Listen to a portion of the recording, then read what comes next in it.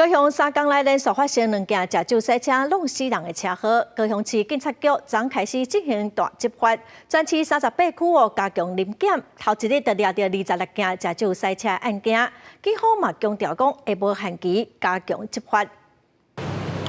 再来！警方昨日暗时伫高雄火车头执行食酒赛车的处理，这名姓关的查甫人酒测有0.28，互警方当场按照公共危险罪逮捕。因为小连续发生2件严重的食酒赛车事故，造成2人死亡、4人受伤。高雄市警察局对12开始连续3天，东湾全市17个分局，第38区的食酒赛车热点大执法，头一暗就抓到26件。首日动员各分局共361人次的警力。 针对各分局辖区酒驾热点热时，加强取缔。统计首日大执法，取缔酒后驾车共计26件。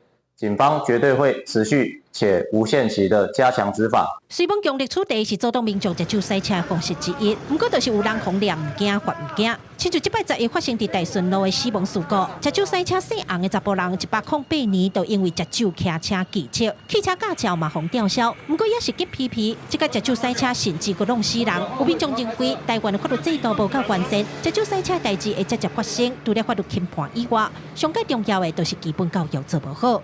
小孩子的时候，你要跟他讲说，以后就是出去以后喝酒，千万就是不要开车还骑车，一定要坐计程车。学校好像也没有教那么多这种，就是警惕你的事情啊。当然，这教育上面可能也是需要去加强的。 台湾酒驾防治社会关怀协会表示，根据统计，高雄市今年1、2月因为食酒赛车造成的死伤人数，比去年同期加18个人。因认为是市府防治政策出问题。对此，交通大队表示，这需要宣导甲强力执法做伙做。自181年开始，高雄食酒赛车死伤的人数拢是年年减少，其中死亡的部分已经巨减5成。记者柯家如、柯昭阳、高雄采访报道。